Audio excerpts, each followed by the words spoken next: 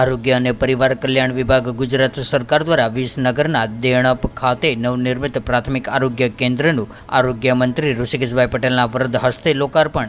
ગુજરાત સરકાર દ્વારા રાજ્યના નાગરિકોના આરોગ્ય અને સુખાકારી માટે વિવિધ યોજનાઓ અને આરોગ્યલક્ષી સેવાઓ હાથ ધરવામાં આવી રહી છે, જે અંતર્ગત આરોગ્ય અને પરિવાર કલ્યાણ વિભાગ દ્વારા વિસનગર તાલુકાના દેણપ ખાતે નવનિર્મિત પ્રાથમિક આરોગ્ય કેન્દ્રનું વિસનગરના ધારાસભ્ય અને રાજ્યના આરોગ્ય મંત્રી શ્રી ઋષિકેશભાઈ પટેલના વરદ હસ્તે આજરોજ લોકાર્પણ કરવામાં આવ્યું હતું. ત્યારે આજે રાષ્ટ્રીય રસીકરણ દિવસ નિમિત્તે 0 થી 5 વર્ષના બાળકોનું પોલિયો રસીકરણ ઝુંબેશ અંતર્ગત મંત્રીશ્રી દ્વારા બાળકોને પોલિયો રસી પીવડાવી હતી. હિમ અપ સિરપ કે જેનાથી સગર્ભા માતા અને બહેનોને લોહીની ટકાવારી વધારવા માટે આજે 200 મિલીની એક એવી 1000 સિરપ દ્વારા આરોગ્ય મંત્રીની તુલા કરવામાં આવી હતી. એપીએમસી વિસનગરના સહયોગથી ₹25 લાખના ખર્ચે વિસનગરની વિદ્યાર્થીનીઓનું HPV વેક્સિનનો પણ આરોગ્ય મંત્રી ઋષિકેશભાઈ પટેલે આજે વિસનગરના દેણપ ખાતે શુભારંભ કરાવ્યો હતો. તેમની સાથે રાજ્યસભાના સાંસદ મયંકભાઈ નાયક, લોકસભાના સાંસદ હરિભાઈ પટેલ, ઊંઝાના ધારાસભ્ય કિરીટભાઈ પટેલ, કડીના ધારાસભ્ય કરશનભાઈ સોલંકી, બેચરાજીના ધારાસભ્ય સુખાજી ઠાકોર, જિલ્લા incharge collector doctor Hasrat Jasmine, જિલ્લા આરોગ્ય અધિકારી ડૉક્ટર મહેશ કાપડિયા પણ જોડાયા હતા. ઉમા કોમ્યુનિટી હોલ દેણપ તાલુકા વિસનગર ખાતે જિલ્લા વહીવટીતંત્ર મહેસાણા દ્વારા યોજાયેલ આ કાર્યક્રમમાં ઋષિકેશભાઈ પટેલે રક્તદાન કેમ્પમાં રક્તદાતાઓને પ્રોત્સાહિત કરતા 55 બોટલ રક્ત એકઠું કરવામાં આવ્યું હતું. ત્યારે આ પ્રસંગે લોકસભાના નવનિયુક્ત સાંસદ હરિભાઈ પટેલ તેમજ રાજ્યસભાના સાંસદ મયંકભાઈ નાયકનું incharge collector doctor Hasrat Jasmine દ્વારા સન્માન કરવામાં આવ્યું હતું. તેમજ ઉપસ્થિતિ મહાનુભાવોના હસ્તે વૃક્ષારોપણ કરવામાં આવ્યું હતું. ત્યારે આ પ્રસંગે મંત્રી શ્રી ઋષિકેશભાઈ પટેલે જણાવ્યું હતું કે માતા મૃત્યુદર ઘટાડવા સરકાર પ્રતિબદ્ધ છે. નરેન્દ્ર મોદીની કેન્દ્ર સરકાર દ્વારા આરોગ્ય માટે સૌથી મોટી રકમનું પેકેજ આપવામાં આવતા મહેસાણા જિલ્લામાં પૂરતા health centre, sub district hospital કાર્યરત છે. ત્યારે જિલ્લામાં રોડ, રસ્તા, તળાવ, સિંચાઈ સહિતના વિકાસના કાર્યો માટે સરકાર કટિબદ્ધ છે. ખેડૂતોની નાની મોટી સમસ્યા દૂર કરવા સરકાર તત્પર છે. ઉપરાંત સરકાર દ્વારા વિસનગરની MN કોલેજના વિકાસ માટે 100 કરોડ તેમજ વિસનગરની સબ ડિસ્ટ્રિક્ટ હોસ્પિટલ 45 કરોડની ફાળવણી કરવામાં આવી છે. દાતાશ્રીઓને બિરદાવતા મંત્રીશ્રીએ દરેક લોકોએ પોતાના જન્મદિવસ, દાદા દાદી, માતા પિતાના જન્મદિવસ કે પુણ્યતિથિ તેમજ બાળકના જન્મદિવસ નિમિત્તે રક્તદાન અને વૃક્ષારોપણ કરવા અપીલ કરી હતી અને ખેડૂતોને પ્રાકૃતિક ખેતી માટે આગ્રહ કર્યો હતો.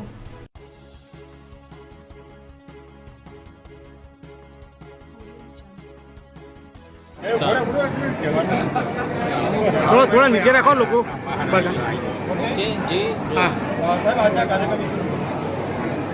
PHC સેન્ટર પહેલાં અહીંયા દેણપમાં હતું, પરંતુ જર્જરિત થતાં ગુજરાત સરકારે નવીન PHC બનાવવાનું કામ ચાલુ કર્યું અને આજે એનું લોકાર્પણ છે. ખૂબ બધા દાતાઓના સહયોગથી એની અંદર જે મેડિકલ ઇક્વિપમેન્ટ્સ અને જરૂરી સુવિધાઓ પણ ઉપલબ્ધ કરાવવામાં આવી છે અને સાથે CSRની એક્ટિવિટીમાં ઘણી બધી અહીંયા એજન્સીઓએ, કંપનીઓએ ભાગ લઈ હિયરિંગ એડ, ટ્રાઇસિકલ, હિમોગ્લોબિન ઉણપવાળી બાળાઓ માટેના સિરપ અને સાથે APMC વિસનગર દ્વારા જે સર્વાઇકલ કેન્સર માટેની જે રસી છે, આમ તમામ મલ્ટી ડાયમેન્શનલ આ કાર્યક્રમ હતો અને સ્વાભાવિક છે આજનો દિવસ પણ ખૂબ સૌભાગ્યશાળી છે.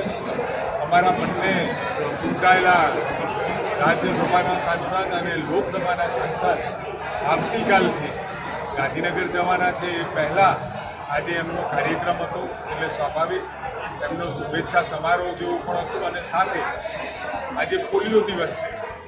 ભારત સરકારના દ્રઢ નિશ્ચયથી અને ગુજરાત સરકારના દ્રઢ નિશ્ચયથી પોલિયો આપણે અદૃશ્ય કરી ચૂક્યા છીએ, પોલિયોને વિદાય આપી ચૂક્યા છીએ.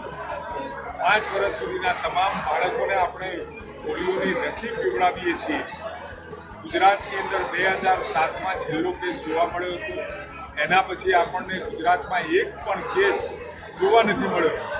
અને આ જે પોલિયો માટેના જે 2 ટીપા પીવડાવવાનું અભિયાન આપણે ખૂબ ઝડપથી અને 3 દિવસમાં આખા રાજ્યમાં રાજ્યવ્યાપી સ્તરે આંદોલન તરીકે પણ એને હાથ ઉપર ધરી અને કામ આપણે પૂરું કરીએ છીએ.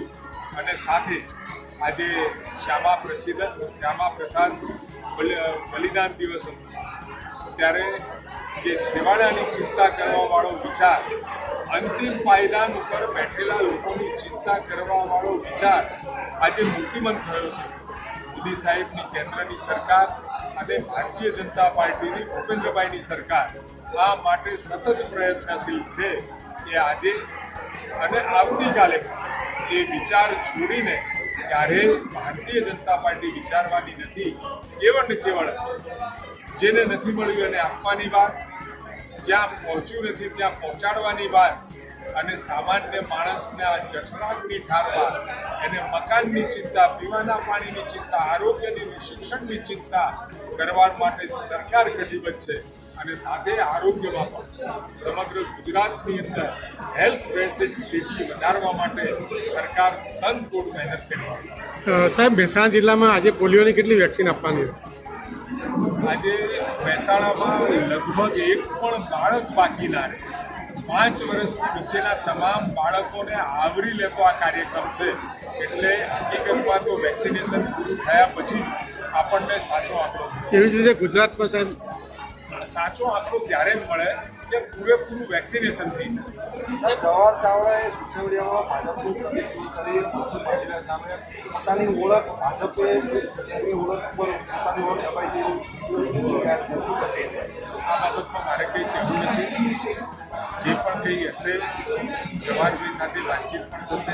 ચાહે એમને નાનું મોટું મનદુખ હશે તો પાર્ટી અને સંગઠન કામ કરશે, એમની સાથે વાત પણ કરશે.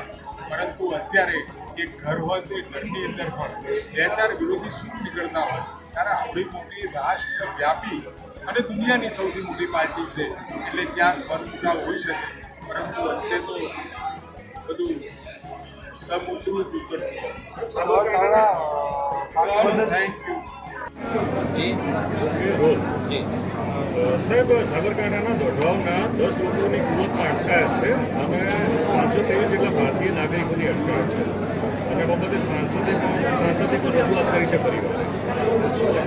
જેવું ગુજરાત સરકારના ધ્યાનમાં મૂકવામાં આવ્યું, ભારતની સરકાર એક્ટિવ થઈ છે અને આ સમગ્ર બાબતે ગુજરાતની સરકાર તરફથી ભારત સરકારમાં રજૂઆત કરી વહેલામાં વહેલી તકે આ જે લોકો છે એમને રિલીફ મળે એ માટેના પ્રયત્નો ભારત સરકાર કરી રહી છે. અત્યારે હાલમાં લેટેસ્ટ શું પરિસ્થિતિ મારે ધ્યાને નથી, પરંતુ આપણે ભારત સરકારને આ બાબતની જાણ કરી ચૂક્યા છીએ. સાહેબ, પીએમજીએ અંદર હાલ જે કાર્ડ ઇસ્યુ કરાવે છે એમાં મહેસાણા ફર્સ્ટ નંબરે છે, શું કહેશો સાહેબ? આખું રાજ્ય આપણું આખા દેશની અંદર પ્રથમ નંબરે છે અને રાજ્યમાં મહેસાણાએ ડ્રાઈવ કરી આરોગ્ય વિભાગ અને વહીવટી વિભાગ દ્વારા ખૂબ મોટી ડ્રાઈવના અંતે ખૂબ સારી સફળતા આપણે આ આરોગ્યની સુવિધા લોકો સુધી પહોંચાડી શકીએ છીએ. तो व्हाट्सएप, ट्विटर, फेसबुक, इंस्टा जहाँ भी आपका अकाउंट है इसे शेयर बटन के द्वारा वहाँ पर शेयर करें